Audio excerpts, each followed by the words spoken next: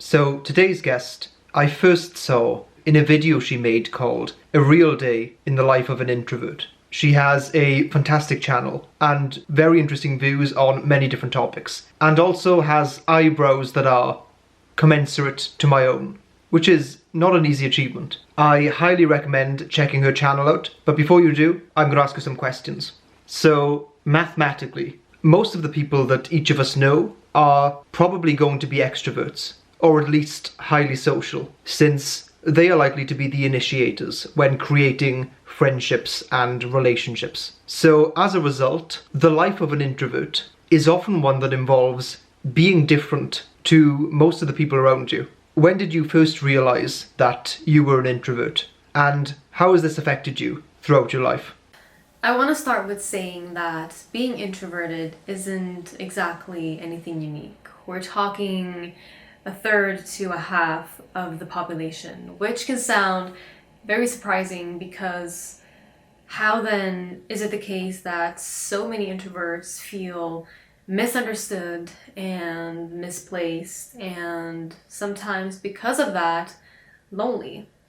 I don't think there's a particular time or a moment when you realize you're an introvert. I think it usually is something that manifests itself pretty early on in life, and then you just go through life being the way that you are, and then someday, that was how it was in my case, I came across the term introvert, and I was like, wow, this sounds interesting, what's this? And I started reading about it, and I think like most other introverts or extroverts or whatever personality trait and tests we're talking about, I felt so understood, and I felt like I could relate to so many things that were written about introversion and extroversion, and I finally made sense. I think one thing or something that was reoccurring probably throughout university was that whenever I would be out with my friends, after a few hours, I would usually start to feel like, am I the only one wanting to go home and just lay down and read a book or take a bath or do something very low key and relaxing?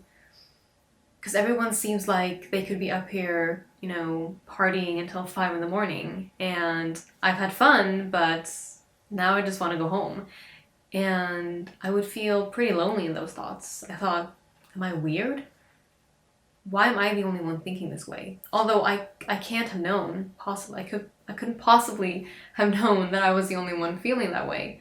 There might have been other people feeling that way, but I think that's how, things are in society, kind of. I think if you were at let's say you were at a party, and all of a sudden you're like, damn, I really wish I could finish that book tonight. And if you were to tell the people you're with, like, hey guys, so I know I'm leaving early tonight, but I just really need to finish this book tonight. I think the looks you would get, I don't know. I feel like that would be kind of weird and awkward to a lot of people. Like, you're leaving this fun to go home and read your book. You're such a weirdo. And that shouldn't be the case at all. Like, who decides on the term fun? I think in our society, the term fun, or let me put it this way, the more people there is, and the more upbeat it is, and the more that's going on, the more fun something is. Whereas something that's very low key and slow wouldn't necessarily be termed fun. So I think maybe there should be two types of fun, like fast fun and slow fun. And then you can just pick your fun. Neither fun is better than the other. They're just better suitable for different kinds of people.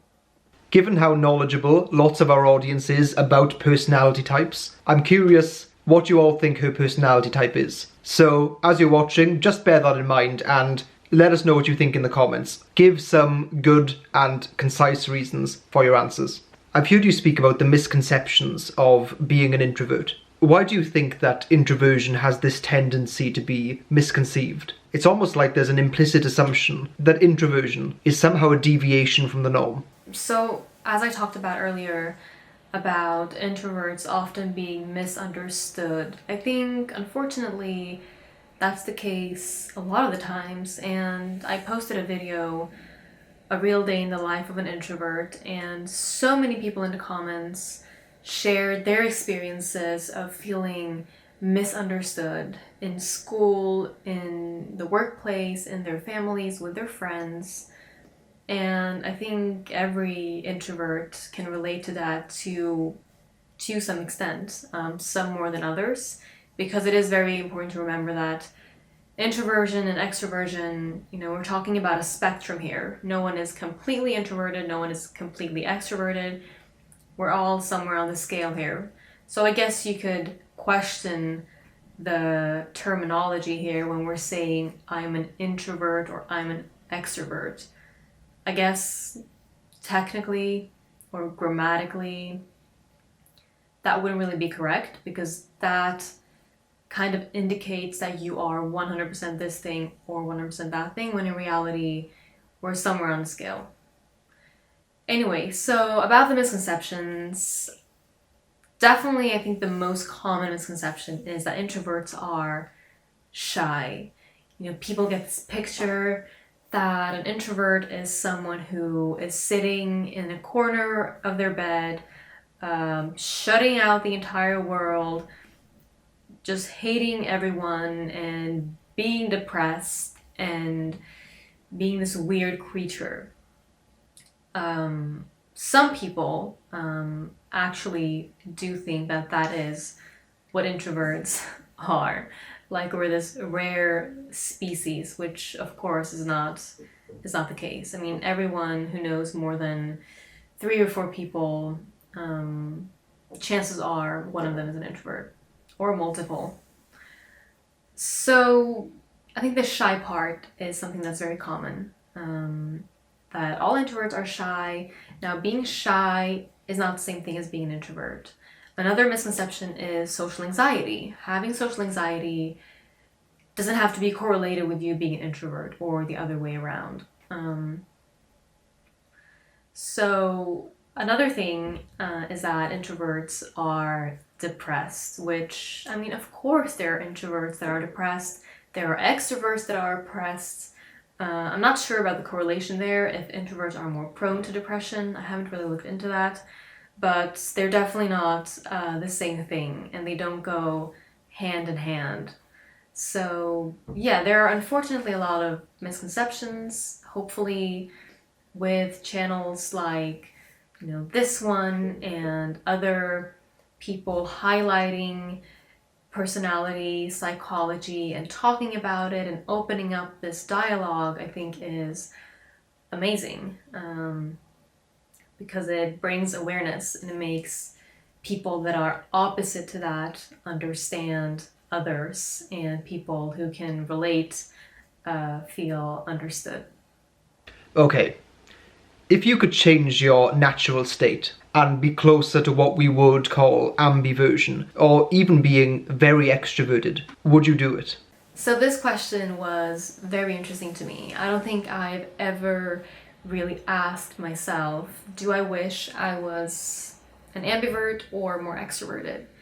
And my initial reaction to hearing that question was, no, I don't wish that. I'm comfortable with being who I am, and I wish everyone to be comfortable with who they are, because regardless of if you're an introvert or an extrovert or an ambivert, that is your superpower, and that's what makes you special, and that's what you should utilize in this world. But then I started thinking, I took it a step further, and I thought, well, there are a lot of benefits to being extroverted. If we look at, a lot of jobs, if we just start with a job application, so many job applications really highlight that they are looking for someone who is outgoing and someone who, is amazing at group work, and who, the typical traits that aren't very typical for someone who is introverted. And so, because of the way our world or our society is built, where we often celebrate the typically extroverted traits, I think a lot of introverts think that their life would have been, easier, quote unquote, had they been extroverted. Because when you're introverted, you have this kind of barrier between, where you're comfortable and where you're comfortable and where you would need to be in order to seem attractive to this employer or seem attractive at this party. And I'm not talking attractive as in your physical look. I'm talking attractive as if, wow, this person just came in here and got to know everyone and left with 10 new connections, and now they're gonna get this amazing job opportunity. I think in that way, introversion or extroversion can be beneficial. With that being said, my conclusion is still that I think everyone, regardless of your personality traits, has, you should really utilize who you are. And it might sound cliche, because it kind of is, but it's still true. So personally, or for example, introverts, usually we can be alone for hours and hours and not feel bored. So if you want to be a writer or if you're in a creative field, that is amazing. So, think of the traits that make you amazing. And there are a lot of them, as there is for extroverts, as there is for ambiverts, as there is for, anyone really, and utilize them. It doesn't matter if society is celebrating what you're not. You don't need their celebration. You can just be you and be great at doing what you want to do. With the rise of platforms like YouTube or even dating apps, has modern day life become more or less suited to introverts? So, technology and social media, has it been beneficial or detrimental to introverts? Well, definitely beneficial in the way that the chances of someone randomly speaking to you has been minimized because everyone is on their phones. That was a joke, but it is true. The chances of someone randomly speaking to you, the way I can imagine that it was before, has definitely minimized, which might not be as much fun for extroverts who wouldn't mind speaking to strangers on the bus or at the airport. Although I, as an introvert, actually don't mind speaking to people either. I think it's very nice when someone starts to have a conversation with you kind of out of nowhere. Given that the conversation is, of course, nice and respectful. So, with that being said, let's talk about, for example, dating apps. So, introverts tend to be pretty good writers, or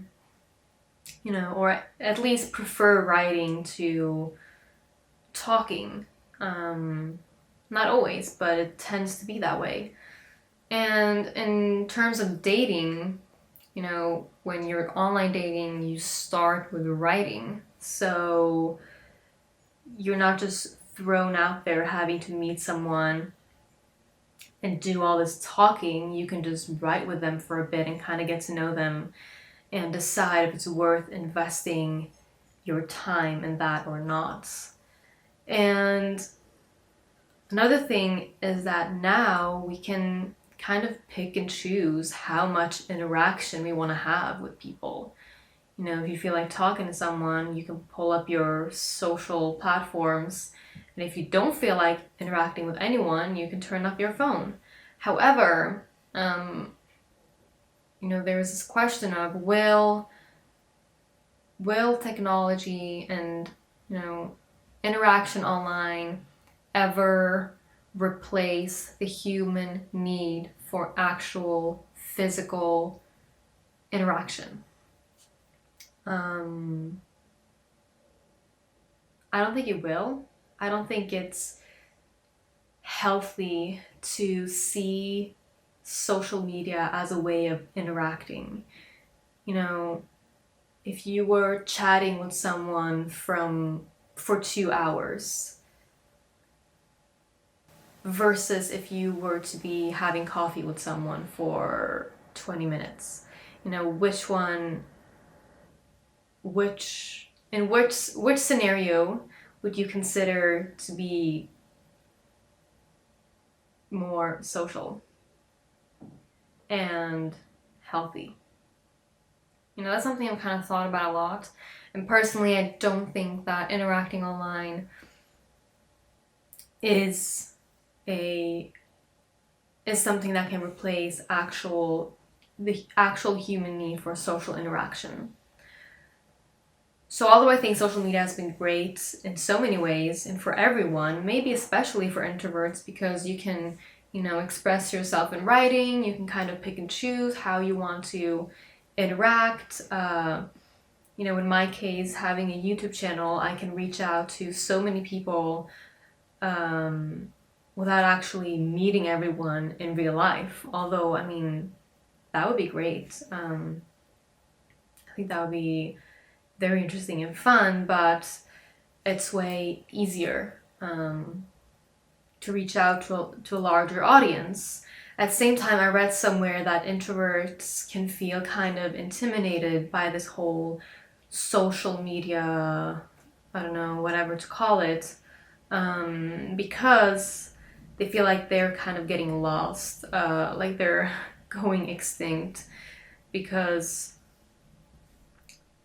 it's not just that extroverts are usually louder in real life, they're also usually louder on social media, you know, taking up more space and whatnot. So has social media been beneficial or detrimental to introverts? I think like most things, it's been both. And I think it's been both for everyone. So yeah, that's all I had to say. Thank you so much for having me on your channel. It's been very interesting. I think you're doing a great job. Keep it up. And yeah, thank you for, you know, talking about these important topics. I really think it's needed. All right. Awkward introvert, sign off. Bye-bye. So, as soon as I turned off the camera, this happened. And I want to share.